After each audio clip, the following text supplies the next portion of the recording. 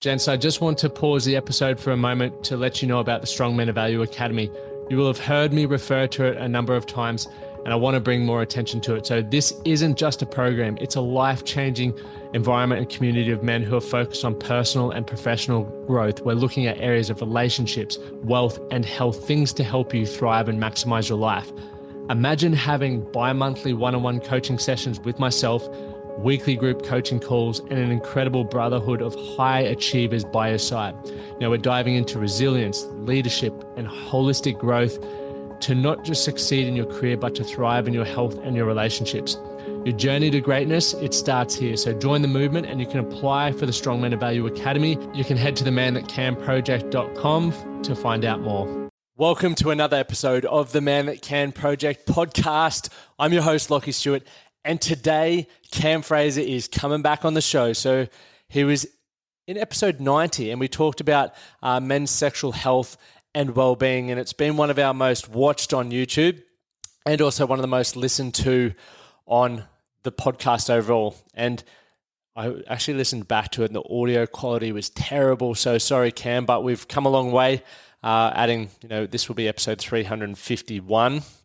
So we've definitely learnt a lot, and myself and Cam have both gone in an upward trajectory with our careers, which is pretty exciting. So I invited Cam back on, obviously having seen his career explode, but also the knowledge and the wealth of information that he puts out to help men with their sexual health and their sexuality. So Cam is inviting, I'm just going to read here because there's a lot of great stuff and I don't want to miss out on any for you guys. But he's inviting you on a journey into greater self-love, self-awareness, expansion, and empowerment through sex coaching. Who would have thought there would have been sex coaching? But I think we get coaching in most other areas of our life. Why not with the sex? Game on. So you can experience your body, mind, and heart coming into a full alignment through the returning of your sexual energy, intimacy, and passion. Gents, it sounds like something that we all bloody need. So he's a certified sexologist, counselor, registered yoga teacher, tantric practitioner, and workshop facilitator. So if you want to find more about Cam, head over to his website, Cam Fraser, or you can find him on Instagram here. I've just got him up here. Oh, nearly played some audio through there. The Cam Fraser. So the Cam, C-A-M, Fraser, F-R-A-S-E-R. And he has a whole heap of stuff. He has his own podcast, which is Men's Sex Pleasure Podcast. He's an ambassador for Love Honey AU. And that's just, I'll just stop there because there's so much more. But I, for all the members who are a part of the Strong Men of Value, I put this out there to you guys the other day. What questions would you like me to ask him if we don't already cover it? So we've got a list of questions there that I'm very excited for you guys to get answered because I'm also curious and interested as well. So that's enough from me, gents. Once again, if you haven't checked out the Strong Men of Value program, gents, there's no better time than to get started right now so you can kick off 2022 with some huge momentum. And obviously, I'm repping this Mo. It's Movember here, and I love getting behind the Mo because, well, one, I can grow a good one, but it's a great way to raise awareness for men's health. And, they're tackling the big three: testicular cancer, prostate cancer, and mental health and suicide prevention. Now, I'm no expert with the cancers. All I know is I fondle my nuts for a bit of enjoyment, but also to check for lumps. And same with the prostate. I know that the closer we get to 50, the higher risk we are of developing prostate cancer. So gents, make sure you stay on top of all those health checks because prevention is better than cure. And the next best thing, if you can't get cure, is to get on it early. So gents, that's enough from me. Let's dive into the episode with the one, the only, Cam Fraser. You're listening to the Man That Can Project with Lachlan Stuart, a global movement created to empower men and open up what's really going through their minds by having real and raw conversations about life's unique challenges and our individual ways of processing it all. Welcome to the Man That Can Project.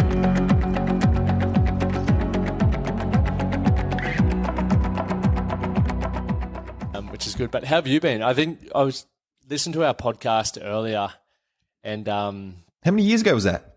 2019, so 2 years, but Dude. It's so funny, the audio quality and stuff like that. Like it's just, I was sitting there, I was like, I don't know how people listen to it because like it's a good yarn, but the audio quality just was terrible. Yeah. Yeah. I remember the house that I was in, man. I didn't have a mic. I was just in this fucking open room. So I would have not been the best fucking guest in terms of audio as well, bro.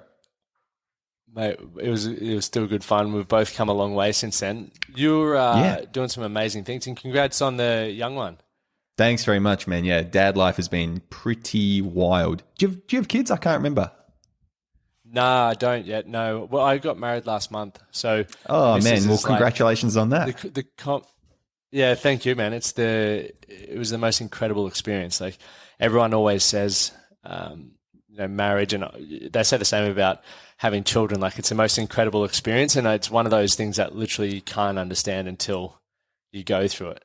Yeah, yeah. It's well, one of the prompts that I sent you, man, was like the birth of our son, which has been like a hectic learning experience for me. Like I talk about holding space quite a lot, and I know a lot of people in men's work talk about holding space, but like that was holding space. You know what I mean? Like I thought I'd held space before, but holy shit! Like my partner going through birth and like doing it at home, and then having to get rushed to the hospital for an emergency cesarean. Like I was tested. And it was my capacity for space holding. Like it was pretty next level. So I learned a lot from that. And now 6 months in, we've got this little dude who's a little rock star, and he's just like got so much energy. He wakes up and he's like 0 to 100 in about 3 seconds. And then he just is at that level until he just crashes and sleeps. So it's just, just highs and lows, man. It's pretty wild. But it's been an amazing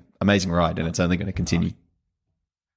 Congrats once again. So what were some of the lessons that you learned, obviously through holding space, and what were the most testing, parts about that with the childbirth?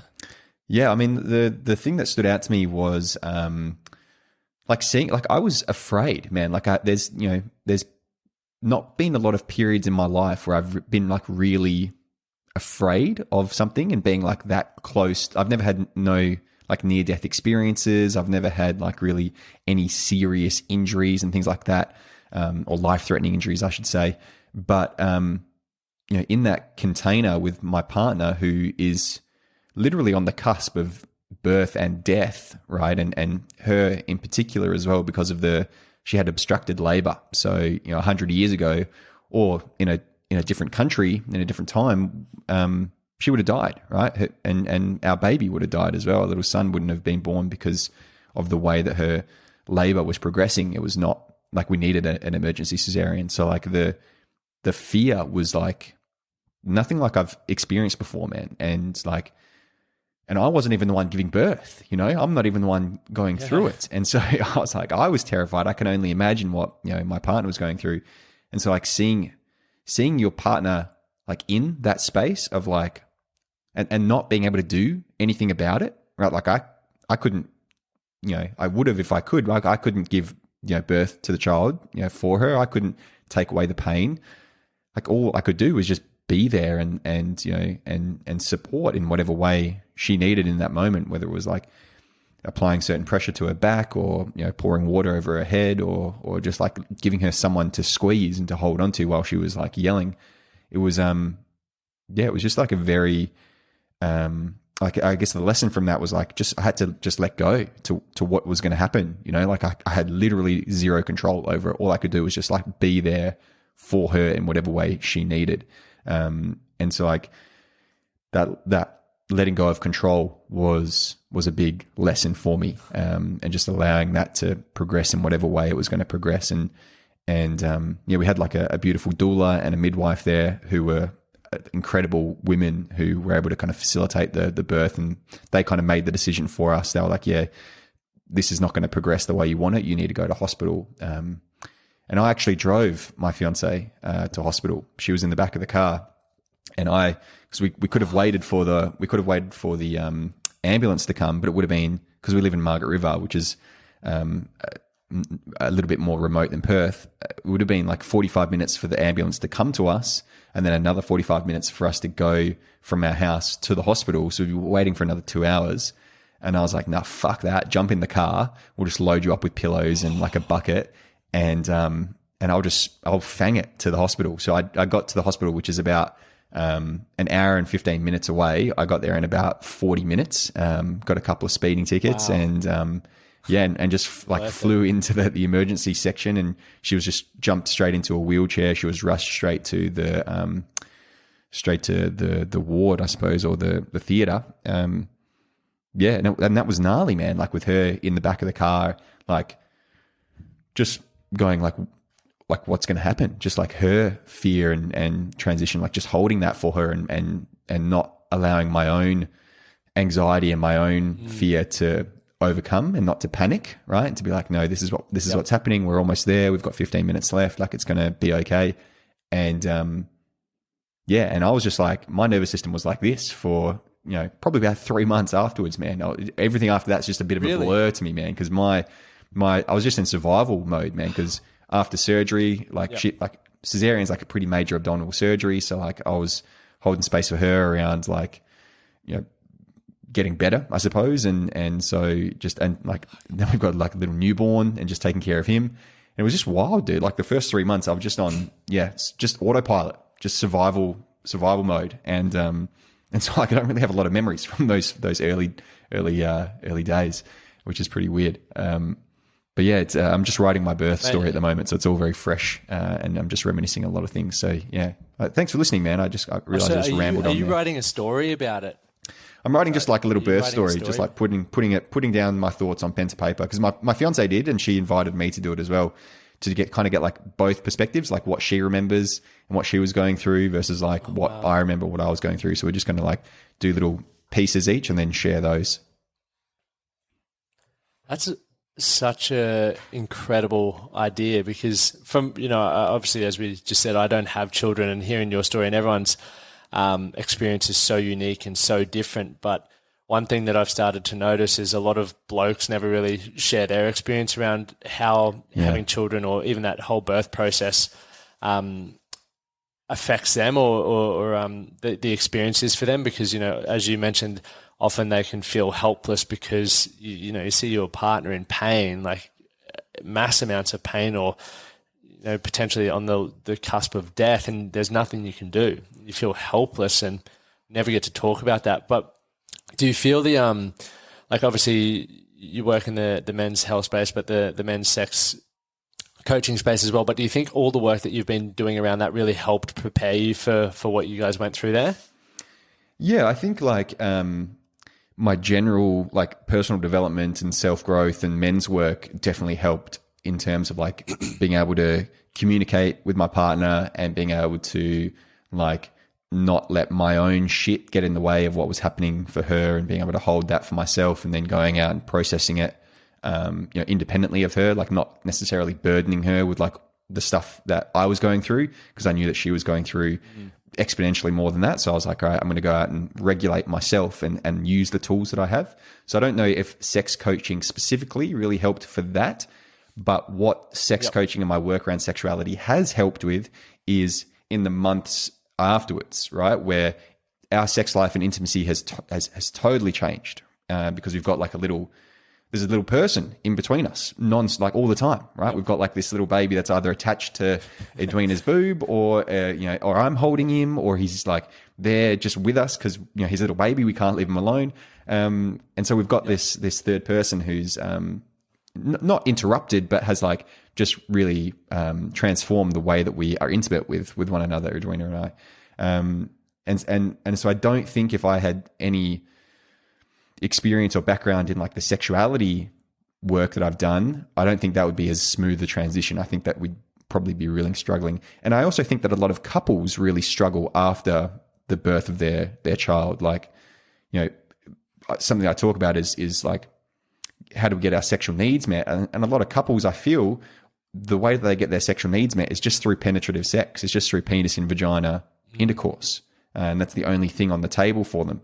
And Edwina and I have been together for 5 years. We very early on discovered a whole bunch of other ways to get our sexual needs met with one another, and to explore our intimacy and sensuality and sexuality with each other. And so that isn't the only thing that we have available to us. And that was kind of, the beauty of that was kind of taken away because of Edwina's surgery. Like, she had major abdominal surgery. Her body was sore. she was stiff. Like it was just not comfortable for her to have penetrative sex after the cesarean, and she didn't even give birth vaginally. So women that do give birth vaginally, right, and do maybe tear as well and have these experiences of discomfort and pain, they're probably even longer not able to have penetrative sex. So if that's like the only thing that you guys have got as a couple, and that's kind of taken away because of the birthing experience, then it can be really difficult for a lot of couples. And I think a lot of couples really struggle with that time immediately after birth. And then especially with having kids, setting aside time for self-pleasure can feel really, not only can it be a challenge, but you can also feel quite guilty about doing it because you kind of have this mentality of, well, I should be looking after my kid, or I should be helping my partner look after the kid. I shouldn't be doing this by myself, for myself. I have definitely felt that, that spending time for myself, even if it's just for work or to do a podcast, right? Very early on, I was like, oh, fuck, I feel really guilty for doing this, right? And not being out and helping. And I work from home as well. And I don't really work that many hours a week, but I still felt that experience of guilt come through. So definitely the sexuality work that I've done has helped with that experience for sure. Thanks for sharing on that and touched on that. Just brought a question because we've had a few guys, three of the guys who are members in our communities, and they're great mates, all had boys within the last 6 weeks. Yeah. But obviously for those who don't have tools outside of just penetrative sex, like what are some things that, or where can, I'm saying upskill, but where can you learn about these sorts of things? And obviously, learning prior is probably better, but like, because once you're sore and you're agitated, it's probably, the last thing on your mind. But I think it's even something that I'm interested in learning about because, we all have wants, needs and desires, as you said. And I also know that a lot of blokes get their validation and then their connection within a relationship through sex. And, obviously when that's taken away, not, obviously for the reasons that you've mentioned, like what are some of those things that we can explore looking at? I mean, the first thing is a shameless plug for myself. Like, come and just tune in with me and the work that I do. And it doesn't have to be, in a paid capacity at all. You can, I try and educate as much as possible for free on social media. So that's my first suggestion. Yeah, your page is legit. Yeah, thanks. Thanks. I appreciate it. And then like another thing would be like, there's a really good book called, Love and Sex in the Time of Colic, written by a sex researcher by Ian Kerner, which is a pretty cool book which talks about, sex after a child's been born and colic. That word colic is about a child who in particular has a lot of discomfort and is crying quite a lot, which can be quite stressful, which is our son had colic and was quite uncomfortable.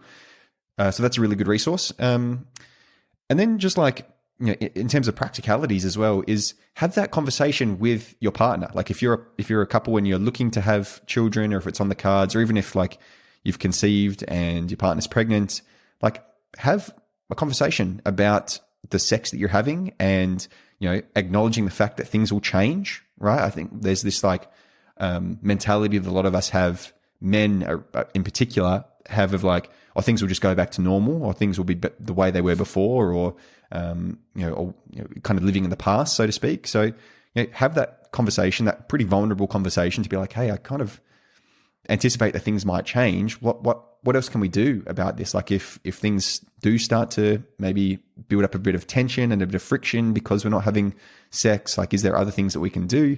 A kind of thought experiment here is, I like to use the analogy of like feeling hungry is the same as feeling horny, right? And when you're hungry, you choose from an erotic menu, right? Or you choose from a menu like what meal you want to eat. And so when you're horny, you choose from an erotic menu what meal quote unquote meal you want to eat with your partner. I think I even shared this on your podcast last time I was on, man. But it's just a fucking great framework for thinking about other ways of experiencing sex and pleasure with your partner. But that's like, if your partner's not going to initiate those conversations, then you as a leader, right, need to have that conversation. And it's taking leadership from the place of like hierarchical where you're like, you know, being assertive and directive and telling your partner what to do, to a place of like, almost like leading by example, from a place of like vulnerability and saying like, hey, I think we need to have a chat about this. I think it's probably going to be a thing, right? It's a thing for other couples. No one really talks about it. So it's probably worth us having a conversation about this and exploring this. And I want to invite you into that conversation with me. Like, come in and join me in this vulnerability and let's speak about some things that maybe we haven't had a conversation about before. Because what goes, you know, left unsaid will start to fester, and that'll eat away at your relationship, right? And that'll eat away at your, especially like your love for each other. Once you start to like build that resentment because you're not having sex, or your partner's not initiating as much because she's too busy breastfeeding, or she feels touched out because she's got a little baby on her the whole time, and maybe you're not feeling that you've got a lot of, you know, touch time with her. Like, those are real things that you got to be mindful of. And if you're not conscious of them or you know, having conversations about them, you'll build up that resentment, and that'll just start to chip away at your connection to your partner. So yeah, I mean, the practical thing that I, you know, lean on here is just have a conversation and just own it and just be vulnerable, right? That's fucking half of the, not even half, like probably like 90% of this whole thing is just like, just lean into your vulnerability. It's tough, right? And if you're, you know, if you're framing your like manhood and masculinity around strength, it's a pretty strong thing to fucking do, to lean into that vulnerability and have tough conversations, right? If you, it's weaker to just like sweep those under the rug and pretend they're not there. That's for fucking sure. So that would be my suggestion, is like lean into your strength, lean into that integrity, and be vulnerable with your partner and have those conversations. Communication is definitely the key. And I always say to a lot of people, like, if communication's a downfall and you struggle to articulate what you're feeling, like, the longer you put it off, the harder it's going to be, because as you build up more responsibility, have children, and are faced with those tension points, often the emotion can take over and creates a bigger issue, right? And most of us are in intimate relationships because we have feelings and care and love for those people. So the best thing that we can do, as you said, is show strength, is learn to have those conversations. And there's even tools like what I started out doing was film myself, like watch the videos back, and then I'd go, oh, you know, I could try using different language. I could, you know, pause more. I could listen more, and I could actually genuinely care about what my partner's saying back and really try to understand what's going on. Because one thing you just mentioned there with the touch time with the baby, I'd never heard of that. So thanks for sharing that. And that's why I'm grateful I get to have these conversations with you, because it's preparing me for when that time comes. Yeah. But you don't realize I always think about if my missus doesn't want to have sex with me, I'm like, well, I used to get really frustrated at that. I'm like, come on, what's going on here? Like, I'm a charmer. But then I would realize that, you know, she's done everything around the house all day. She's been flat out. She's done the shopping, cooking, and like, she's had all of these burdens, and I have not lifted it. You know, I've been working, so I feel like I've been doing a lot of stuff, but I haven't helped around the house. And obviously then you take that to the extent that you did, where there's a child that takes a lot of time, takes a lot of attention, and even touch, which I didn't even consider. So there's a lot of things that we can learn to be mindful of, learn to be aware of, that, you know, then can help us in our communication and awareness moving forward, which is brilliant. So thanks for touching on that. Yeah, no worries. One of the other things, obviously, here was a conscious conception with your partner. Talk me through that. Yeah, right. So conscious conception is just like my fancy spiritual way of saying planned pregnancy. But the idea like behind it was, you know, Edwina and I, we had been together for 5 years, and we were just, you know, talking about kids for about 3 of those years, and kind of just thinking like, when would we be ready? When do we want to start trying for kids? Like, we didn't want it to be an accident, essentially, was what we had both decided on. We were like, if we're going to do, you know, parenthood, we want to do it with as much intentionality as possible, with as much mindfulness and awareness as possible. And so we started this idea, well, we didn't start it, but we kind of like, we heard of this idea of conscious conception, which is like not only kind of planning the day that you're going to like try for conceiving, right, which is part of it, but also like the months leading up to that, taking responsibility for our own health, taking responsibility for like our reproductive health. Edwina quit drinking and quit coffee for a year before we started trying, right? So not only was it like, okay, we're going to start trying now, it was the conversation of like, okay, we're going to start trying to get healthy before we start trying to then have a baby. So it was like just like dialing it back to be like, what can we do now so that in 6 months' time we can start trying and make sure that it's as healthy and as conscious, I suppose, to use that word, as possible. And so part of that for me, if I speak into like the men's aspect of it, is I did a bunch of research and I looked online, and there's really like no real in-depth information for what men can do to prepare for conception. It's just kind of like the generic stop drinking as much, don't smoke, like get your general health in check, just very generalized advice. And I was like, this is like, I'm already doing that, what can I do to like take things to that next level so I can, I suppose that my approach to my work is always like, how much more nuanced can I get? What other information is out there? Like, how can I take this to something that's like really meaningful for me, as opposed to just like not drinking and smoking, like I said, which I wasn't doing already. Yeah. So I did some research and I found out that like, it's like a sperm, right? A sperm cell, takes 72 days to mature in the human adult male. So the sperm that you ejaculate today, right, is 72 days old. So it's a 3-month-old sperm, right? It's been developing in your body, in your testicles for 3 months before it gets ejaculated today. So I was like, okay, that's interesting to know. And then the next thing I found out was like, there's such a thing called ejaculate-mediated paternal effects, which is like, obviously in the journey of conception, you're contributing DNA to the embryo that's being born, or the zygote.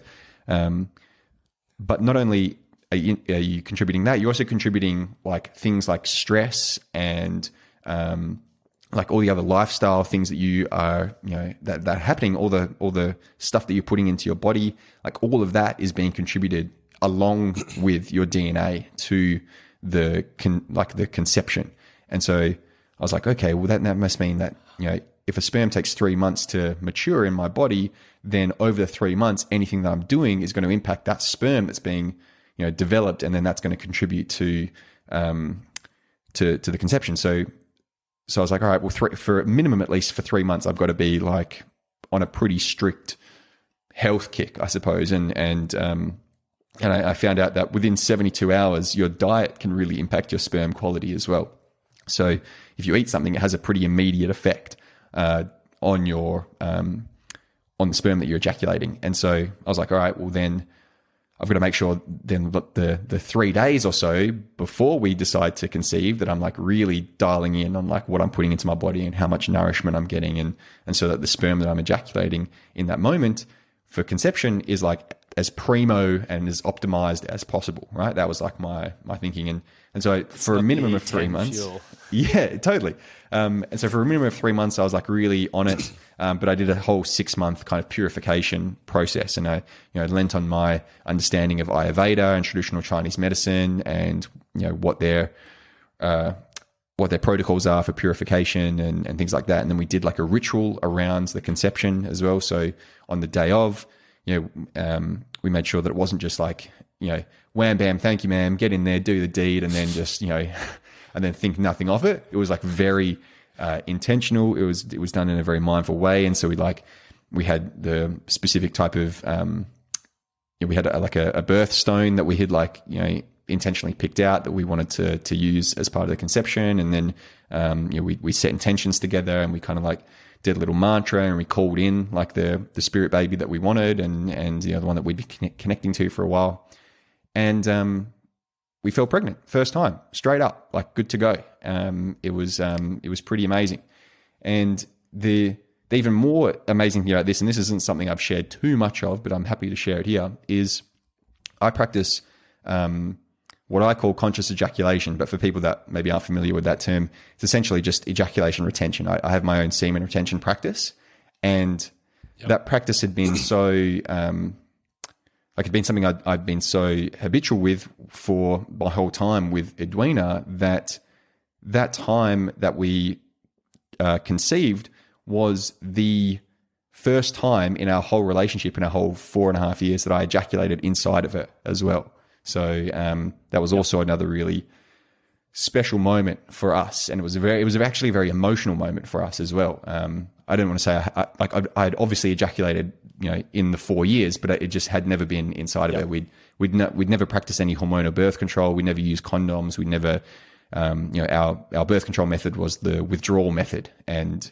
my withdrawal game is pretty strong. So I was pretty happy with that. Well done. Yeah, thanks, man. Yeah, so like so that was another big part of like the conscious conception process as well. It was like, okay, this is going to be the first time that this particular experience happens, and like, can we honor that, and can we kind of make it a special thing?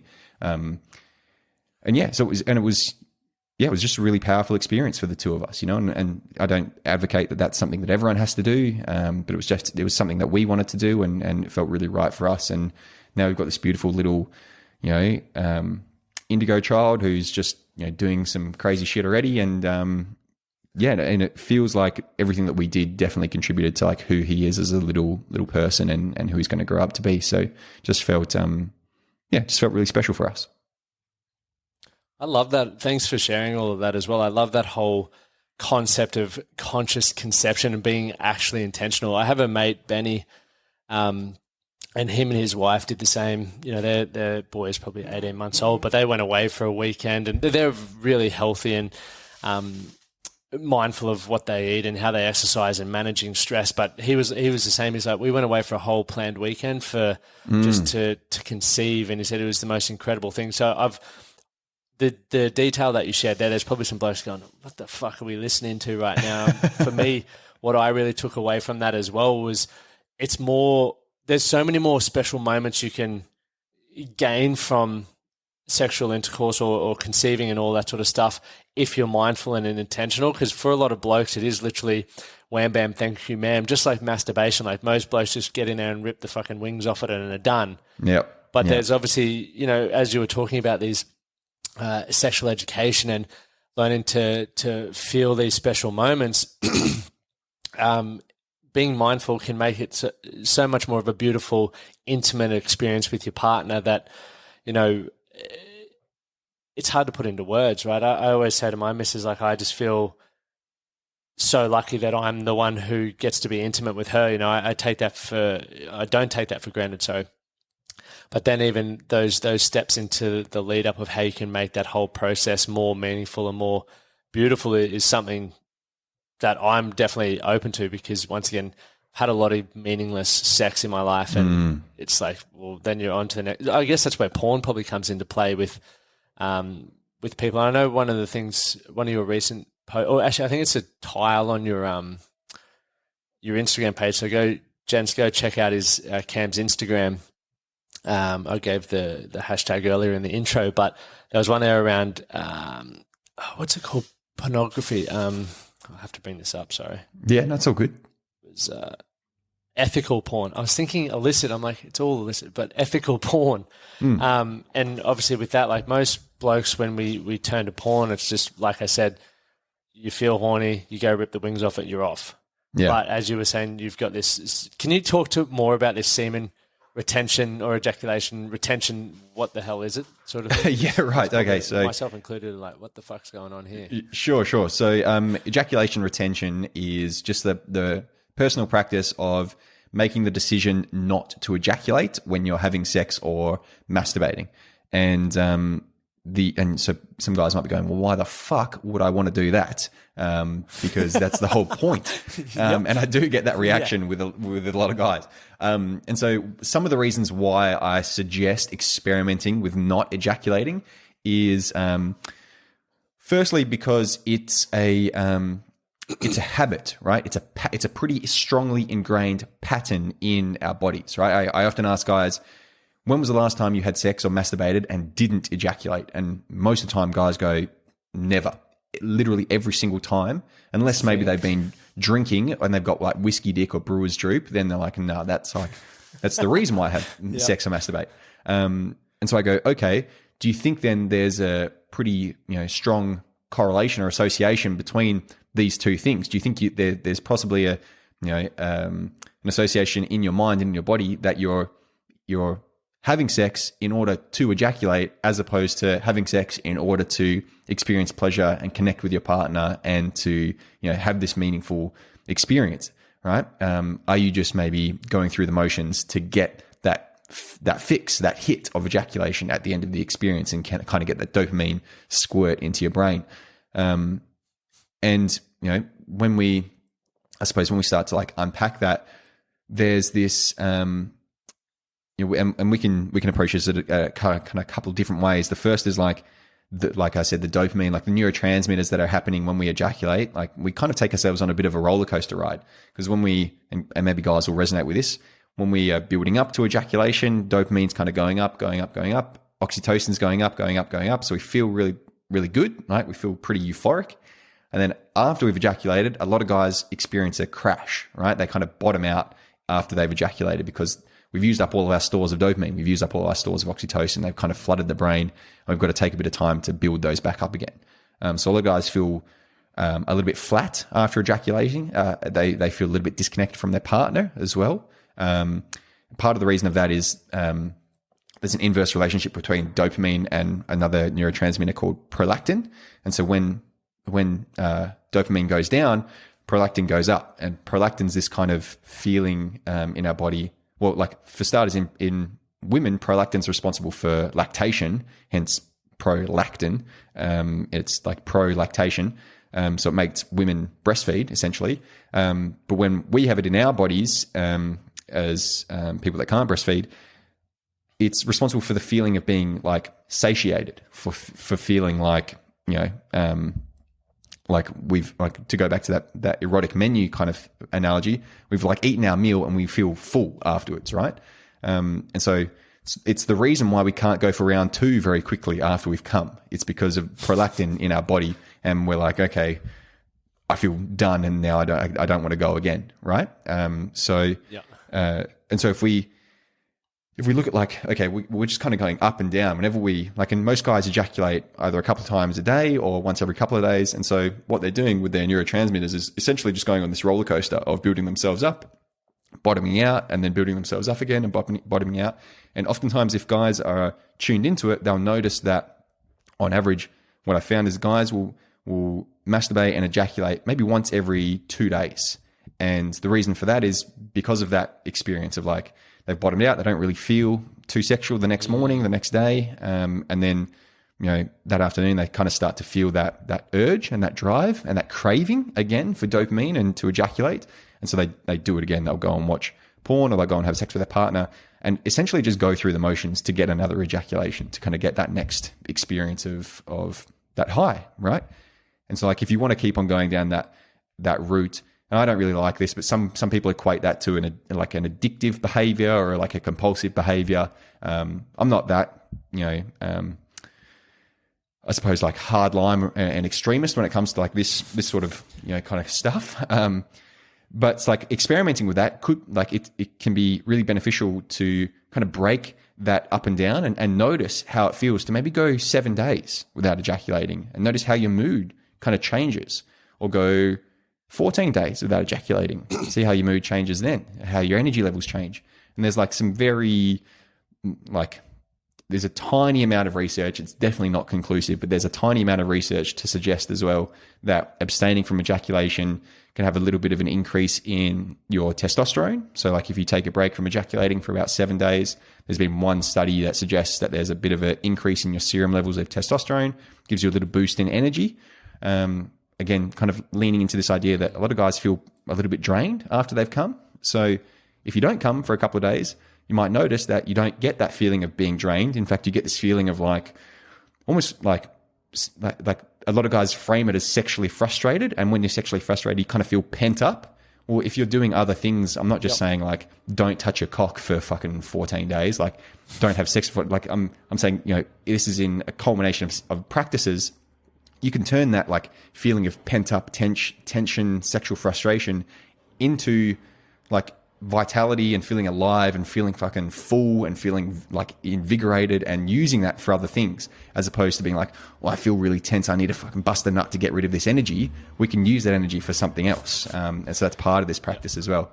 Another thing is like, I speak a little bit about the symbology of ejaculation, right? So when we're with a partner, especially, heterosexual couples, when we have sex, when do we know that sex is finished, right? Well, it goes kind of unspoken, but sex is finished when the guy ejaculates, right? He comes, he can't get it up again, right? Like I said before, because of prolactin. And so we just roll over, have a cigarette, go to sleep, and, and that's it. So sex is finished when he ejaculates. But if you experiment with not ejaculating, all of a sudden, when the hell is sex finished? When do we know when to stop? And by taking ejaculation off the table like that, it kind of prompts you to think, what else can we do, right? If I'm not driving towards ejaculation and just kind of going, A, B, C, D equals E for ejaculation, then let's switch it up. Let's maybe, if I know that penetrative sex is going to get me really close to the edge of coming, then maybe let's not have as much penetrative sex. Let me go down on you for a bit. Let me use some toys. How about, we use fingers instead? Like, let's try other things, because we're not focusing on getting to that end goal of ejaculation. It can really open up. It's kind of Pandora's box. It can really open up what sex could be, as opposed to just getting to that destination. You can enjoy the journey a lot more. It also is a really mindful way to make that decision of bringing up like stories that you can challenge, because like a story for a lot of women in particular is, if he's ejaculated, it means he's enjoyed himself. If he hasn't ejaculated, it means he hasn't enjoyed himself, right? We as a kind of sexual society, we've conflated ejaculation with men's experiences of pleasure. So if he didn't ejaculate, it means he didn't have any pleasure, right? Every guy will tell you that's just not the case, because sex feels good for sex's sake. And obviously ejaculation is kind of the icing on the cake. But a lot of women they haven't worked through that story. And so by, as a couple, if you go, okay, we're going to take ejaculation off the table here, and then you don't ejaculate with your partner, a story that can be brought up for her is like, oh my God, did he not enjoy himself? Did he not experience pleasure? Does that mean that I'm not hot enough? Does that mean he doesn't find me attractive if he didn't come? Like, there's a lot of these self-worth stories that can be really mindfully and intentionally brought up so that they can be challenged and rewritten when you make the decision not to ejaculate with your partner. It can be a really powerful tool for like just reframing and rewriting your scripts around sexuality, and men's sexuality in particular. So that's another reason. There's a whole bunch of reasons why you might want to experiment. And again, like I said, I'm not very hardline or extremist. I'm not going to say you need to not ejaculate ever again. I'm an advocate for what I call conscious ejaculation, which is my own practice of intentionally ejaculating, like I said before, not just going through the motions and being like, oh, well, I just fucking came again and it's into the toilet, or it's just I wipe it up with a tissue and just throw it in the bin. I try to honor my physical processes, right? And not just kind of just mindlessly jerk off. I try to make it at least something that's a little bit more meaningful for me. And so part of that is, I have like I'll maybe not ejaculate for 2 weeks and then ejaculate with, the intention of like, okay, I'm making a decision. I'm going to ejaculate today during this self-pleasuring or during the sex that I'm having with my partner. And so like we kind of consecrate it, make it a little bit of a ritual. I still self-pleasure, I still have sex, still do things that are sexual within those 2 weeks. I just make the decision not to ejaculate. And I've gotten to the point now where I personally can experience like an orgasm without an ejaculation. Like that's another thing to be mindful of, is like orgasm and ejaculation Really? they're two separate physiological processes. So you can learn how to have one without the other. And then once you've done that, you can also learn how to have multiple orgasms, right? If you're having an orgasm that doesn't involve an ejaculation, then you're not getting that prolactin dump. So you can go again for round 2 and you can have another orgasm and you can have another one and you can go until you kind of feel tired, essentially. So like that's a practice as well. How does right? one learn to do that?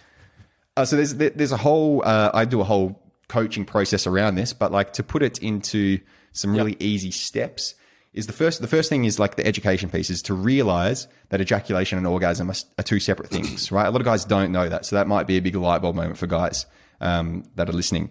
My light bulb's going bang. Yeah, so very simply, ejaculation is a function of the sympathetic nervous system, right? It's a function of our fight or flight response, right? The survival. It's a survival response. And if you think about this, it kind of makes sense because in ancient history, if we weren't ejaculating, we weren't passing on our genes, no one was going to fall pregnant, right? If there was no ejaculation.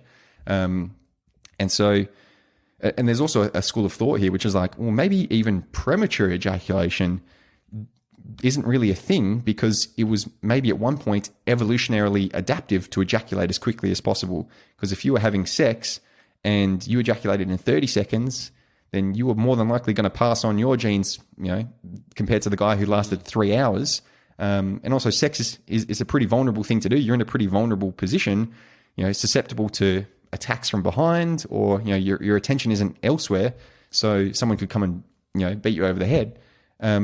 And so like to be in a vulnerable position for 30 seconds is probably a lot more advantageous than being in a vulnerable position for 3 hours. And so like there's a school of thought there around, premature ejaculation.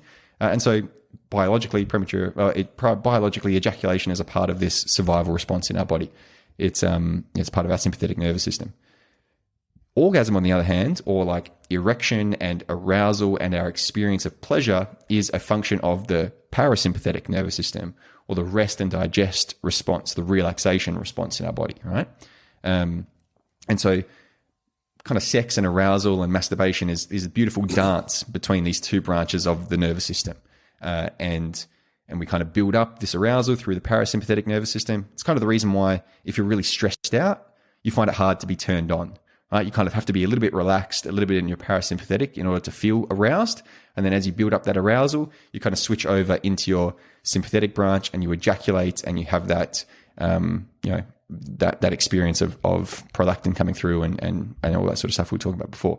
So in a very simplified way, what we can do to help separate these two things is try not to go into the sympathetic branch of the nervous system, and try to spend as much time in the parasympathetic branch of the nervous system, right? And so there's a whole bunch of practices to do that. One very simple yet profound one is using your breath, right? Through people like Wim Hof and all the studies we've been doing on the cardiovascular system, we now know that we can voluntarily control which part of the autonomic nervous system we engage in by breathing in certain ways.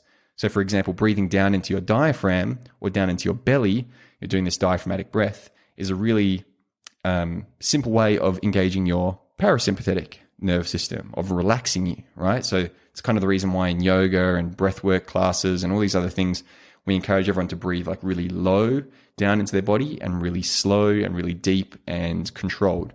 It's because it's really helpful for relaxing, as opposed to breathing up into your chest, breathing up into your thorax and speeding the breath up and getting quicker and quicker and quicker and shallower and shallower and shallower.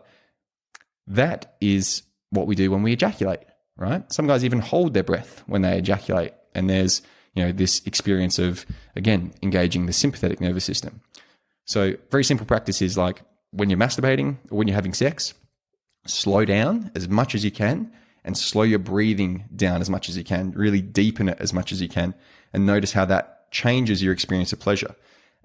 What you probably notice is that you'll experience a lot more pleasure, and you'll have it'll be awkward and clunky at first because a lot of guys have a very, like I said, habitual way that they have sex or habitual way that they masturbate. It looks the same every single time. So doing something different can feel a little bit awkward, and can also feel a little bit like there's a lot of shame around it as well, of doing things that aren't considered quote unquote normal. So there's a lot of resistance for guys to do this. But, and so that's part of like the coaching process that I was alluding to before, is like overcoming that. But a simple like physical practice is just like change the way you breathe and notice how it changes your experience of pleasure. And if you can spend as much time in that parasympathetic branch as possible and, try not to engage with the sympathetic branch, then you're not going to ejaculate.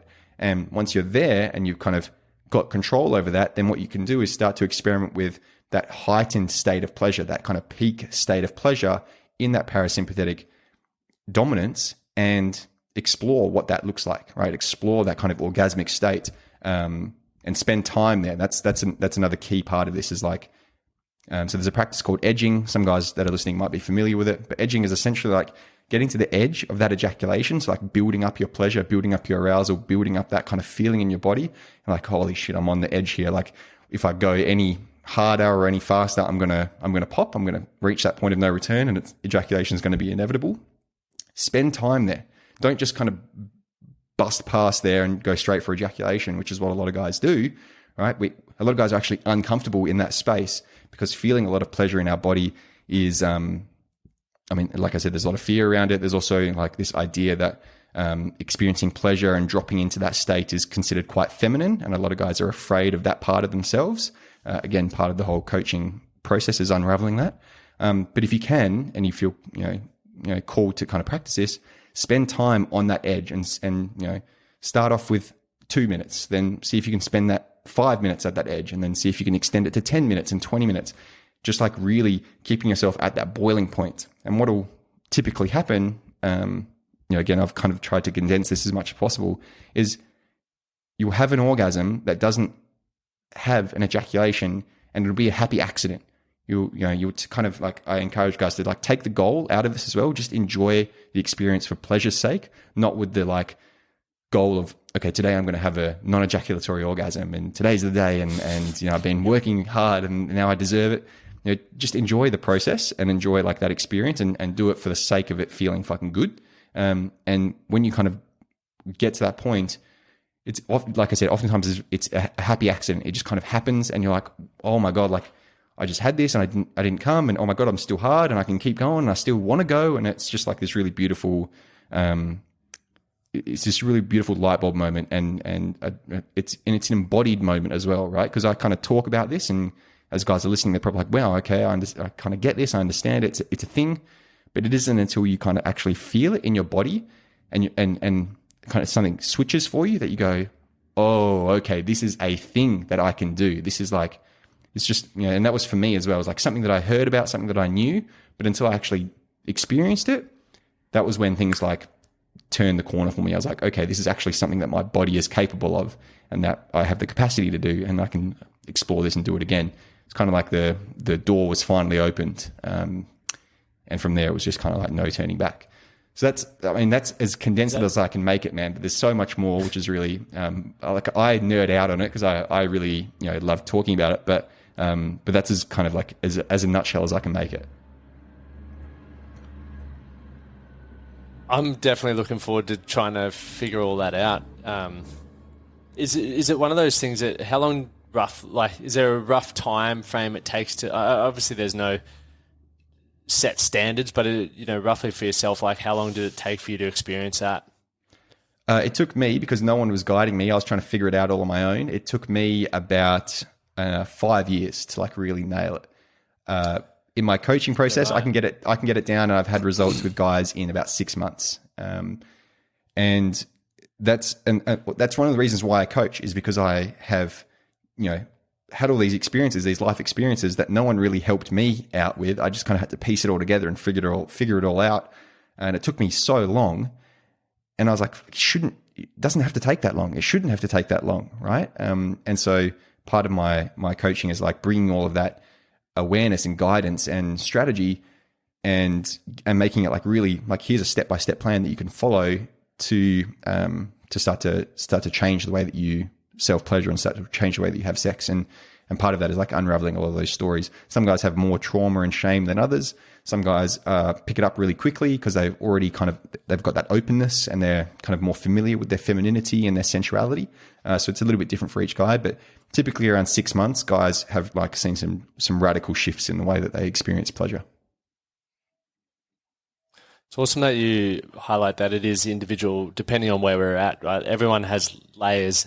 I always go back to that Shrek analogy with the onions, and it's like peeling back layers, because it's, what's that next step that I need for me to be able to move closer to whatever it is that I'm working towards. So, gents, if you're listening and it's something that's caught your interest, hit Cam up, because, I think as with every area of life, there's things that we can improve upon. I think, it keeps life exciting growing in, various areas of your life, but the fastest way it's the reason why I coach as well, the fastest way to get results is to go to see people who've figured it out, got the results that you're sort of looking to explore or looking to improve upon. But what you were talking about there with the ejaculation and the orgasm, is that how you sort of go on to have that, I remember you saying the multiple orgasmic experience?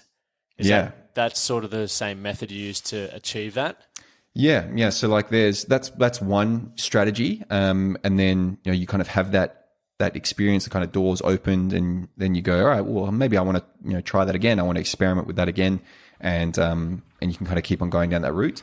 Another way, and this is, guys might not want to hear this, but another way, and possibly a more easier way to learn how to have multiple orgasms and become like a multi-orgasmic man, is learning how to have a prostate orgasm, and going through the process of putting something up your ass and experiencing pleasure that way. A lot of guys feel uncomfortable with that. A lot of reasons why. We don't have to go into that, but the prostate, the way that the prostate is innervated, it's innervated by a nerve called the hypogastric nerve, which is it carries predominantly parasympathetic fibers. Again, I spoke about the parasympathetic nervous system being responsible for rest and digest, relaxation, orgasm.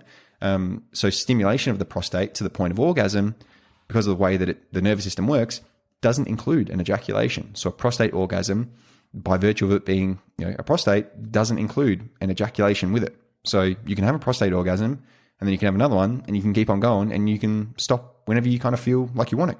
And typically a prostate orgasm is easier, and at least in my own experience and the work that I've done with guys, is easier than going through the process of like, okay, I've got to try and separate orgasm and ejaculation by, stimulating my genitals. Again, there's a lot of patterns that we have to break when it comes to that, because a lot of guys get to that point of like, that peak experience, and they're like, oh fuck, I'm already here. I might as well just ejaculate. Might as well just come.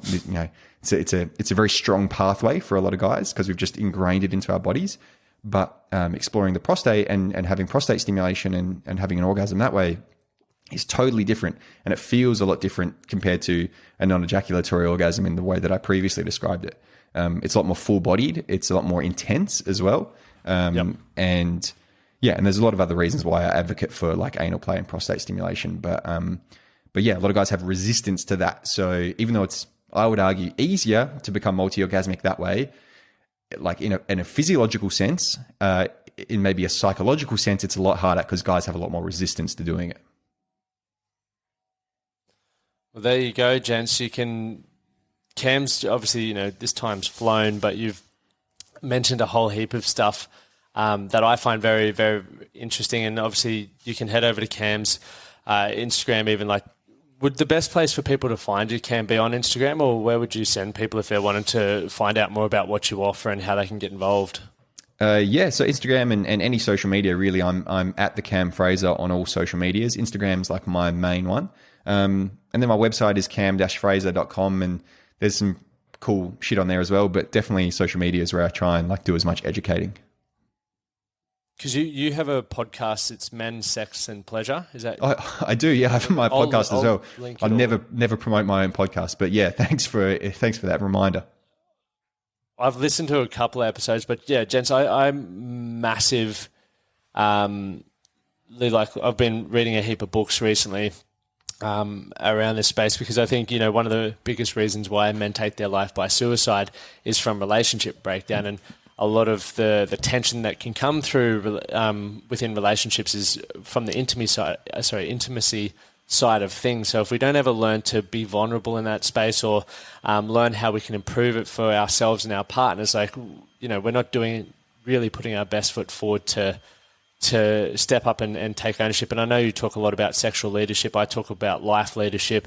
And realistically, if we want to take ownership for things, we got to learn to be vulnerable. We got to learn to accept things within ourselves and put our hand up to be better. So, gents, definitely head over to Cam's. I'll link a heap of stuff in the bios, whichever you're listening to this episode on. But there's some things here I'm just going to read from your Instagram.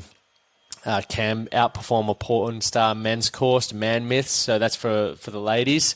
Obviously the podcast. So when you get sick of listening to my podcast, head over to Cam's. No, I'm kidding. Listen to both of them. You got the YouTube. You can work one-on-one. And then there's a free self-pleasure course. So if you want to just check it out, go go over there and get involved with all that. But I've been following your journey for 3 years now.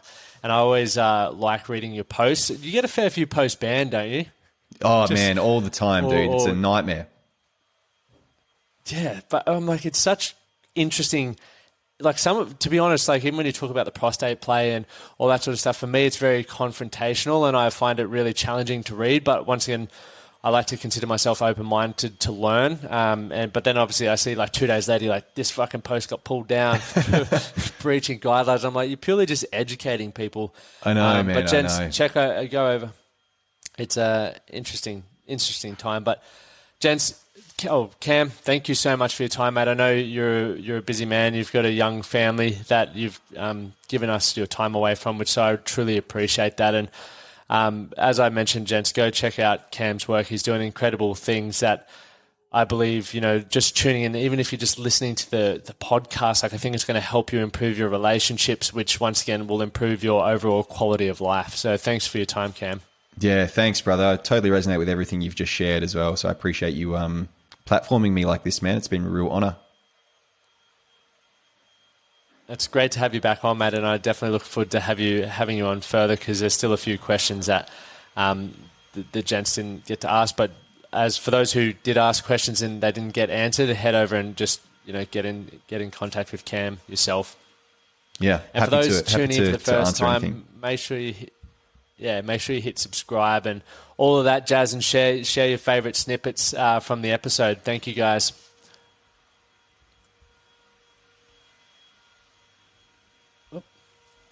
Mate, Thank you for listening to the Man That Can Project podcast. My name is Lachlan Stuart, and I hope you enjoyed this episode and found it helpful. If you did, please take a moment to rate and review the Man That Can Project on your favorite podcast platform. And don't forget to subscribe to stay up to date with our newest episodes. We'll see you again next time.